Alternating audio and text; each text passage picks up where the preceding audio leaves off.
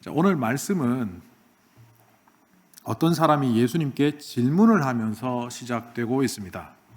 오늘 23절, 24절에 보면 예수님의 제자 중에 한 사람으로 여겨지는 그 어떤 자가 예수님께 이렇게 질문합니다. 구원받을 사람이 적습니까? 그렇게 질문을 하는데 예수님께서는 많다 적다 대답하시지 않고 너희는 좁은 문으로 들어가기를 힘써라. 내가 너희에게 말한다. 들어가려고 해도 들어가지 못하는 사람들이 있을 것이다. 이 질문한 사람의 의도가 뭡니까? 또 그리고 예수님께서 이렇게 대답하신 뜻이 뭘까요? 우리가 보는 성경은 너무 직역에 가깝게 했기 때문에 조금 의역을 한, 알아듣기 쉽게 한 공동번역판으로 제가 다시 읽어보겠습니다. 어떤 사람이 선생님, 구원받을 사람이 얼마 안 되지요? 하고 물었다. 예수께서 사람들에게 이렇게 대답하셨다. 사실 많은 사람들이 구원의 문으로 들어가려고 하겠지만 들어가지 못할 것이다. 그러니 좁은 문으로 들어가도록 너희는 있는 힘을 다하여라. 조금 더 분명해지십니까? 여기서 적다라는 말을 문자적으로 보면 헬라어 올리고스라는 단어를 씁니다. 이것은 에게 겨우 요거 있어? 있기는 있지만 부정적으로 거의 없다에 가까운 말로 쓰일 때 이 단어를 씁니다. 그러니까 이 제자가 물은 것은 지금 상황이 예수님을 따르는 사람들이 점점 줄어들고 있고 예수님께서 그렇게 능력을 행하셨음에도 불구하고 예수님을 따르는 사람들이 자꾸 사라지는 이 상황이 두렵기도 하고 무섭기도 하고 걱정되기도 해서 예수님께 걱정 안 되세요? 이런 투로 말하는 것이라고 보면 됩니다. 사실 예수님께서 사역을 할 때 초반기에 많은 사람들이 따랐습니다. 그 중에는 바리새인들과 서기관들을 비롯한 종교 기득권자들도 예수님을 추앙하며 따랐습니다. 근데 사역이 계속되면 될수록 바리새인과 서기관들은 예수님을 적으로 여기기 시작했고 또 회당장들을 비롯한 당시의 기득권자들은 예수님을 해하려고 계획까지 했습니다. 그뿐만 아니라 많은 회중들이 예수님으로부터 떨어져 나가기를 시작합니다. 그 떨어져 나간 가장 중요한 한 사건을 요한복음 6장에서는 그렇게 기록하고 있습니다. 요한복음 6장을 제가 다 읽어드릴 수는 없고 요약을 해보면 오병이어 사건을 일으켰습니다. 예수님께서 오병이어를 통해서 남자만 5,000명이니까 10,000명도 넘는 사람들을 먹이시니까 이 사람들이 흥분했습니다. 이 사람이 메시아다. 우리의 경제 문제를 해결해 줄, 그리고 로마의 압제로부터 우리를 자유케 할 메시아다. 예수님이 떠나가셨는데도 불구하고 하룻밤을 배를 타고 쫓아와 그 다음날 예수님을 대면합니다. 그 상황에 예수님께서 내 살을 먹어야 되고 빵을 먹어야 되고 나는 생명의 빵이니 이런 말씀을 하셨는데 이걸 쉽게 풀어보면 이런 겁니다. 나는 육적인 일을 해결하기 위하여 온 사람이 아니고 영적인 일을 해결하기 위하여 온 사람이다. 그 영적인 일이 구원사역이라는 것을 우리는 알고 있습니다. 그러나 어쨌든 그 사람들에게 그러니 로마의 압제로부터 나를 자유케 해달라고 정치적인 장군이 되라고 왕이 되라고 하지 말라 하시면서 하늘의 양식에 대한 이야기를 하시니까 이 사람들이 알아듣기도 어렵고 자기들이 원하는 바도 아니니까 요한복음 6장 65절에서 이렇게 말을 합니다. 이 말씀이 이렇게 어려우니 우리가 알아들을 수 있겠는가? 그 이야기를 듣고 예수님은 또 이렇게 반문하십니다. 이 말이 너희의 마음에 걸림돌이 되느냐? 생명을 주는 것은 영이다. 육의 것을 좇지 말고 영의 것을 좇으라 이렇게 말씀하셨는데 사람들이 다 떠나가 버립니다. 그리고 일부 몇몇 사람들이 남았습니다. 겨우 12명 정도 되는 제자들이 남아있는 그 상황 속에서 예수님이 그들을 향하여 이렇게 묻습니다. 너희도 떠나가려고 하느냐? 제자들이 머뭇거릴 때 베드로가 용감하게 나서서 아니요, 우리는 주님을 따르겠습니다. 우리는 주님 따라가야죠. 이적도 보고 능력도 행하시는 그 주님의 역사하심이 하나님으로부터 왔다는 것을 우리는 압니다. 그런데 이 뉘앙스가 어떤 뉘앙스냐? 부정적입니다.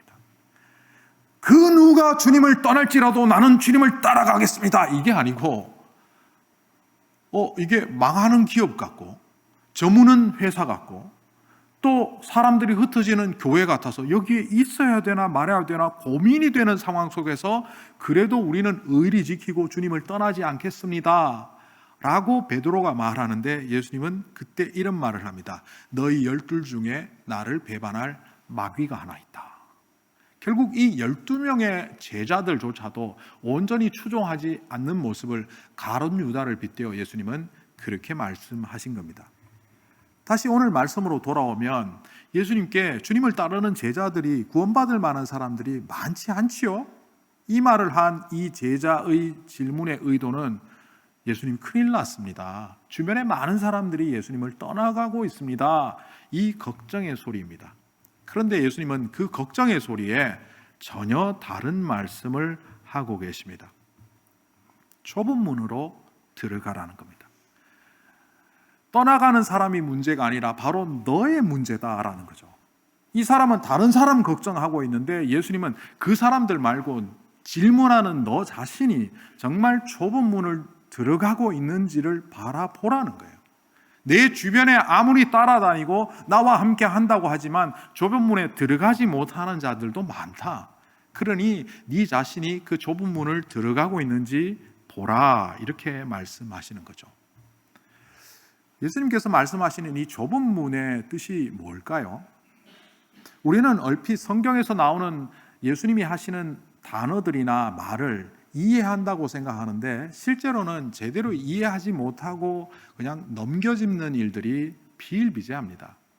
그 첫 번째로 넘겨짚었던 사람이 저는 앙드레 지드라고 생각합니다.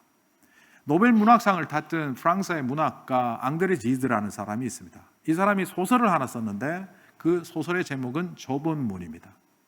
제가 고등학교 때 막 예수님과 함께하는 그 기쁨 때문에 목사님들의 설교집을 열심히 읽다가 앙드레 지드가 좁은 문을 썼다 그래서 이것도 무슨 신앙 수상록인 줄 알고 읽었더니만 소설이더라고요. 근데 그 소설 내용이 희한해요. 여러 사람들이 등장하는데, 노벨 문학상 수상자의 소설을 제가 희한하다고 표현해서 죄송하지만 제가 고등학교 때 읽었을 때 느낌이 그랬습니다. 여러 사람이 등장하지만 기억나는 세 사람은 알리샤, 제롬, 줄리엣입니다. 알리샤와 줄리엣은 여자고 제롬은 남자입니다. 줄리엣이 제롬을 짝사랑합니다. 그런데 제롬은 알리샤를 좋아합니다. 알리샤도 제롬을 좋아하지만 자기는 하나님을 더 좋아하기 때문에 너의 사랑을 받을 수 없다. 그래갖고 그 세 명이 서로 얽혀설켜 사랑의 이야기를 나누지만 결국 한 쌍도 이루어지지 못하는, 그러니까 사랑을 제대로 결실을 맺지 못한 채 그 소설이 끝나버립니다. 그래서 제가 그 소설을 읽고 무슨 의미지? 그러다가 대학교에 가서 다행히 제가 문학을 공부할 기회가 있어서 도서관에서 자료들을 찾으며 비평가의 글을 읽었는데, 그 비평가의 글에 이 앙드레 지드의 좁은 문의 의미를 이렇게 기록하고 있습니다. 둘이서 함께 들어갈 수 없다는 의미에서, 그 누구도 이 땅에서 사랑을 성취할 수 없다는 의미에서 우리의 삶의 현장은 좁은 문이다 라고 앙드레 지드는 표현한 것이다. 쉽게 얘기하면 앙드레 지드는 좁은 문이라는 걸 통해서 그 누구도 들어가기 어려운 문, 이루기 어려운 상태, 그것을 표현하는 뜻으로 좁은 문이라는 제목을 사용했습니다. 이도 또 카톨릭과 개신교를 믿는 조상들의 영향을, 그 부모님과 할아버지의 영향을 받아서 성경에 굉장히 도움을 받았던 사람입니다. 그러니까 그가 누가복음과 마태복음 7장에서 나오는 예수님이 하신 좁은 문이라는 의미를 들어가기 어려운 문이라고 해석했다는 겁니다. 여러분은 어떻습니까? 좁은 문 하면 들어가기 어려운 문, 이렇게 들리십니까? 이 좁은 문이라는 말이 오늘 말씀 말고 마태복음 7장에서 나옵니다. 그러니까 마태복음 7장에서 좁은 문이라는 표현이 나오는데 한번 들어보십시오. 좁은 문으로 들어가거라. 멸망으로 이끄는 문은 넓고 그 길이 널찍하여서 그리로 들어가는 사람이 많다. 생명으로 이끄는 문은 너무나도 좁고 그 길이 비좁아서 그것을 찾는 사람이 적다. 이 좁은 문을 마태복음 7장에서는 생명으로 이끄는 문이다, 이렇게 이야기하고 있습니다. 그러니 그 문으로 들어가라는 겁니다. 여기서 문, 좁은 문 할 때 이 문을 헬라어로는 퓰레라고 합니다. 제가 좀 발언하기 쉽게 그냥 퓰레라고 하겠습니다. 퓰레라는 문은 성문입니다.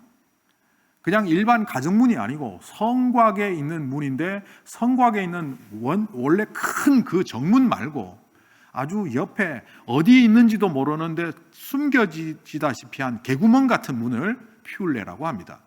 전쟁이 일어났을 때 정문을 닫아버립니다. 그러나 안에 들어가지 못한 사람들 중에 여기니 그 길을 아는 사람들은 겨우 한 사람이 지나갈 만한 작은 문을 아주 이상한 데 만들어 놓고 찾아오게 해서 그 문을 두들길 때 들어갈 만한 사람인지 아닌지 안에서 파악을 한 이후 아무나 들여보내는 것이 아니라 얘는 들여보도 되겠어, 확실해, 정탐꾼이 아니야 하는 사람을 넣어주는 그 문을 퓰레라고 합니다. 그러니까 전쟁이 나서 많은 사람들은 정문에 가서 문을 두드립니다. 널찍한 문에 가서 열어주시오. 안 열어줍니다. 그리고 뒤에는 적군들이 와서 그들은 다 죽게 됩니다. 그래서 그 자리는 멸망의 문이 됩니다. 반면 욕인이 그 숨겨진 문을 알아서 찾아가서 얼굴까지 딱 열면 얼굴이 보이지 않습니까? 얘는 들어가도 되겠어. 안에 있는 사람이 허락을 해줘서 들어가는 사람이 될 때 그 사람은 살 수 있다. 근데 이 문의 특징은 들어간다고 해결되는 게 아닙니다. 성 안에 들어갔지만, 그래서 그 성 안에 들어온 이상 여전히 전쟁터에 노출되어 있는 추위와 배고픔과 밖의 그 열악한 상황에 노출되어 있는 자가 또 좁은 길을 걸어가야 됩니다. 그래서 편안한 피난처, 예를 들면 가정에 가서 그 집 안에 들어가서 추위와 혹은 더위와 배고픔과 그 모든 문제를 해결할 수 있는 장소까지 가야 되는 연장선상에 놓여 있는 상태를 말합니다.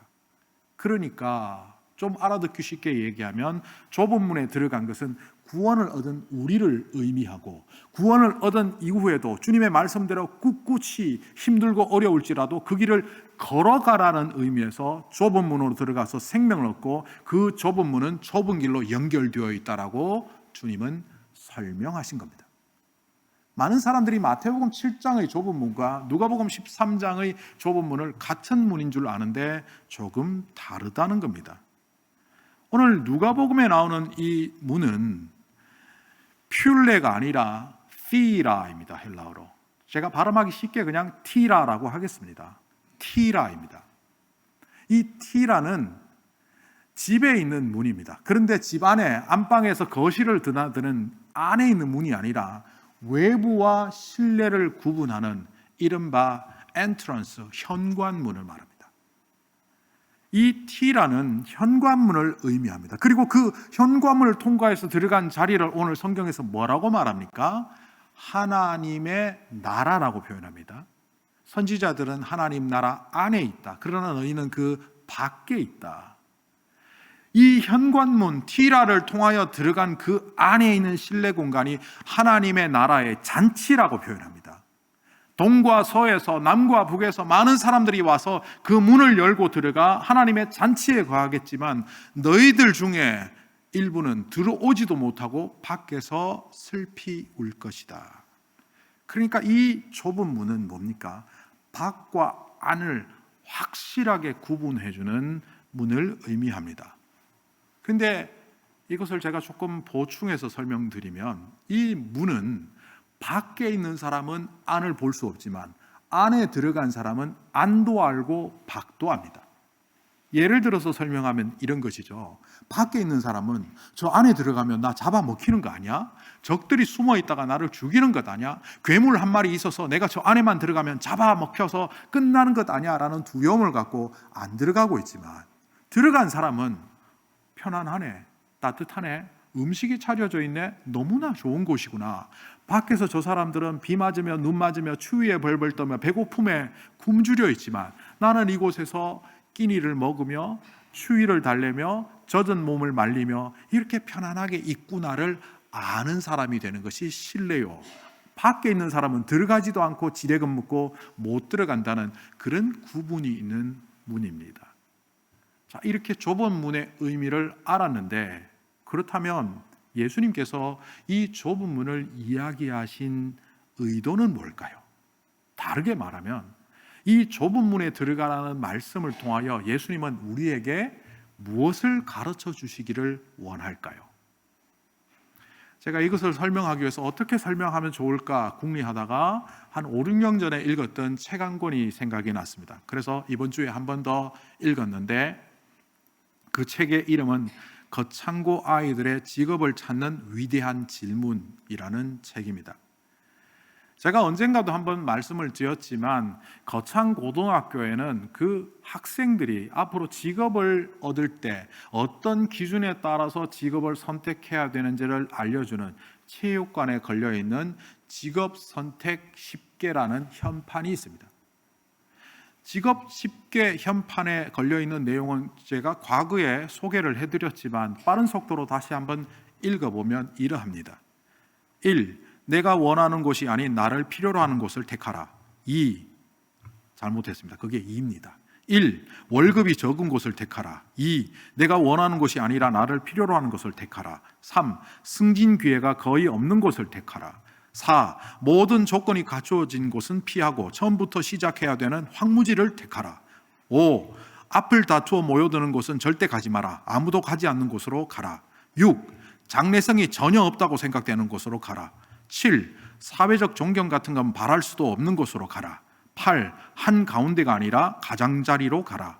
9. 부모나 아내나 약혼자가 결사반대를 하는 곳이면 틀림이 없다. 의심치 말고 가라. 10. 왕관이 아니라 단두대가 기다리는 곳으로 가라. 제가 이걸 신학교 다니던 1996년에 처음 접하고 딱 떠오른 첫 번째 생각은 제가 가감없이 말씀드리면 제정신인가? 이거 가능한가? 이거 불가능하잖아 였습니다. 그런데 저와 비슷한 생각을 가졌던 한 작가가 있었습니다. 앞에서 소개한 그 책을 쓴 강현정 작가입니다.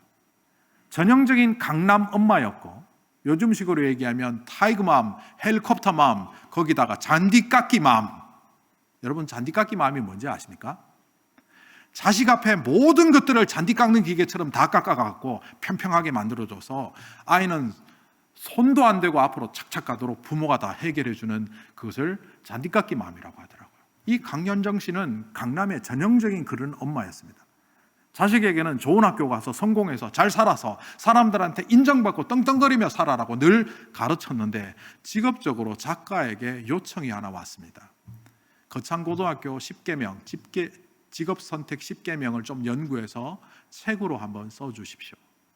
그래서 그는 휴먼 다큐멘터리를 만들듯이 3년 동안 이 직업 10개명과 관련해서 책을 쓰기 위하여 취재하고 조사했습니다. 먼저 교장 선생님, 전성은 교장 선생님을 찾아가서 구술을 들었고 어떻게 해서 직업 10개명이 나오게 되었는지 역사를 배웠고 이 직업 10개명을 모든 고등학교 졸업생들이 거창 졸업생들이 따르는 건 아니니까 이것을 자기의 신념과 신조로 삼아 인생을 살아가며 일가를 이루었거나 실패를 했거나 상관없이 그것을 따라가는 사람들을 소개받아서 전국은 물론이고 일본까지 가서 인터뷰를 했습니다. 그리고 그는 이렇게 말했습니다. 3년의 취재 끝에 이 책을 쓰며 나는 거창고등학교를 명예 졸업한 것 같다. 그것은 내 가치관이 바뀌었다는 것이다. 나의 세속화된 이 가치관이 내 아이도 병들게 하고 있었다는 것을 깨달았고 드디어 내가 바뀌니 사춘기 아이의 인성도 그리고 세상을 바라보는 안목도 바뀌고 있는 것을 발견한다. 그러니까 이 사람은 거창고등학교 10개명이 제가 처음 직면했을 때 본 것처럼 이거 불가능한 거다 거 아니야? 멋있게 문구로만 만들어 놓았지 실제로 불가능한 현실을 하고 있는 것 아니냐라고 했지만 졸업생을 만나서 이런 얘기를 들었답니다. 직업 10개가 우리에게 이것을 가르쳐 주었습니다. 그러면서 그 인터뷰한 내용을 책에 그대로 싣고 있는데 읽어보면 이러합니다. 졸업생 중 한 명입니다. 건축가라면 다리가 무너지지 않도록 만들어야 하고 의사라면 사람의 목숨을 가장 소중히 여겨야 하고 판사라면 자신의 판결을 세상 사람들이 다 신뢰할 수 있도록 해야 하고 기자라면 거짓을 전하지 않아야 하며 교사라면 안심하고 자녀를 맡길 수 있는 사람이 되는 것, 그것이 바로 직업 10계명이 나에게 가르쳐준 교훈입니다.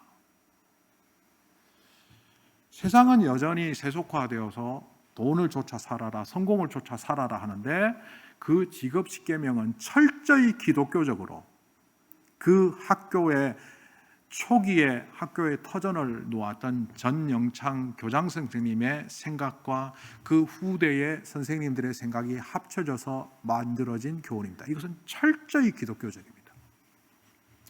미국 신학교를 졸업하고 한국에 들어가서 교수와 부학장의 자리가 있었음에도 불구하고 그 어려운 시기에 전영창 교장은 무너져 내리는 문 닫기 일보 직전에 거창고등학교에 가서 선생을 하며 교장 선생을 하며 일가를 이루었습니다. 그리고 그 아이들에게 수시때때로 직업 선택을 이렇게 하라고 알려준 것이 그 다음 대에 정리된 것이 이것입니다. 아버지의 유지를 받들어서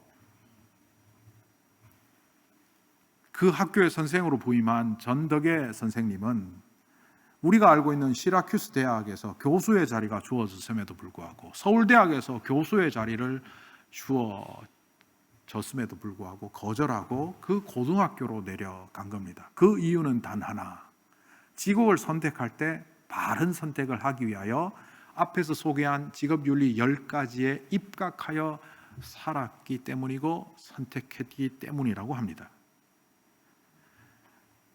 이 작가가 자기 말로 세속적인 엄마의 표본이었던 이 작가가 졸업생들을 찾아다니며 멸종위기 호랑이의 다큐멘터리를 찍기 위하여 노숙자 생활을 감수하는 PD의 모습을 보여주는 한 졸업생을 통해서, 또 다른 졸업생은 안정된 은행원으로서 금융인으로서 살아갈 수 있는 자리를 버리고 우리나라 문화재를 가꾸어 보겠다고 문화재 보건가로서 10수년 다시 공부하고 그 일에 헌신하는 문화재 보건가를 통해서, 또한 남들이 다 포기하고 도시에서 살려고 하는 그때에 공부한 영농인으로서 농사를 나만 잘 짓는 것이 아니라 그 주변에 있는 모든 농업하는 사람들이 잘 살 수 있는 기반을 마련하기 위하여 공부하는 농부로 내려간 한 졸업생을 통해서, 또한 영화 감독으로 또 교수로 일본에서 편안한 삶을 살 수 있었지만 종군 위안부 영화를 찍어서 사회적으로 지탄을 받지만 그것이 자기의 사명이라고 여기며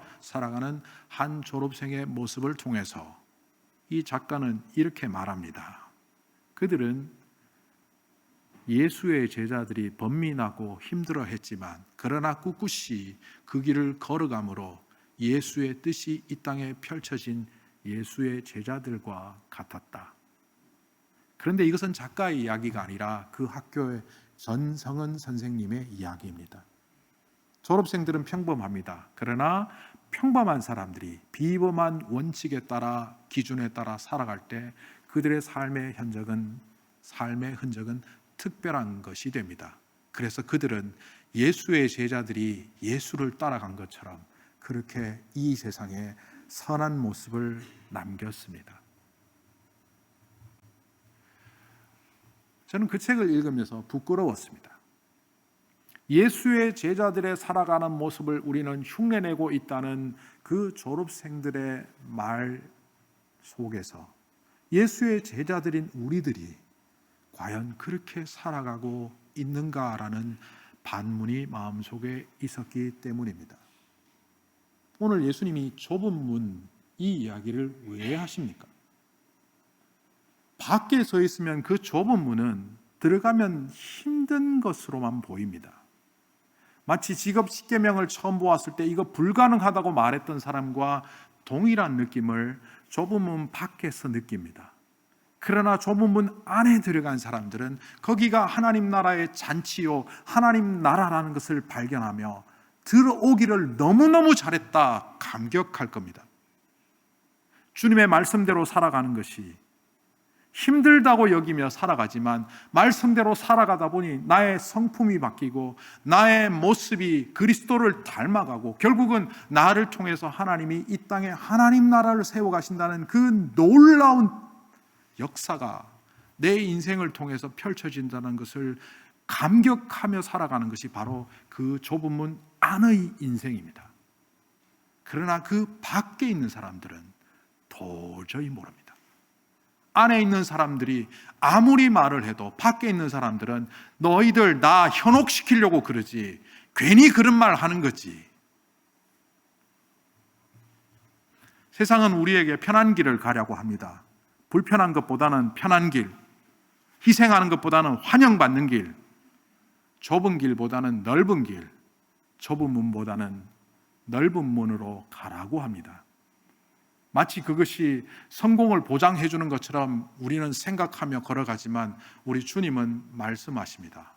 넓은 길, 넓은 문은 멸망의 길이다. 좁은 문 안에 들어가면 그곳에 하나님의 나라가 있고 하나님 나라의 잔치가 있다. 그곳에는 아무나 들어갈 수 없다. 그러나 애쓰고 힘써서 들어가기만 한다면 참으로 그 안에서 누리는 행복과 기쁨은 이루 말할 수가 없을 것이다. 여전히 여러분은 앙드레 지드가 말했던 그 좁고 험한 자리로서의 좁은 문을 생각하고 있다면 여러분은 좁은 문 밖에 있는 사람들입니다. 그러나 하나님의 말씀대로 살며 그 기쁨의 순종을 통하여 내 삶의 행복이 무엇인지 누리고 있는 사람이라면 좁은 문 안에 있는 사람입니다. 여전히 주님의 말씀을 따라 살아가고 하나님의 명령을 따라 살아가는 것이 힘들고 어려운 일로만 보이고 있다면 여러분은 아무리 예배당에 앉아 있어도 좁은 문 밖에 있는 사람입니다. 슬피 울고 추위와 세상이 주는 염려와 공포 속에 살아가는 안타까운 사람입니다. 그러나 내 몸이 아프고 내 힘이 없고 경제적으로 여유가 없을지라도 주님의 길을 따라 묵묵히 걸어가는 사람이라면 오히려 있는 자보다 더 풍부함을 누리며 건강한 사람보다 더 행복함을 누리는 좁은 문 안에 있는 사람이 될 겁니다. 주님이 이 좁은 문을 통해서 가르쳐 주시는 것이 무엇입니까? 밖과 안이 엄청난 차이가 있다. 그러니 그 안에 반드시 들어가라. 그리고 그 안에 들어간 사람이야말로 참으로 복된 인생을 살 수 있으며 이 삶이 어떤 이유인지를 알고 그 주님의 뜻에 따라 순종하며 살아가는 기쁨을 누리는 사람, 하나님 나라의 사람, 하나님 나라 잔치의 주인공이 된다는 사실을 가르쳐 주기 위하여 우리에게 오늘 반문하십니다.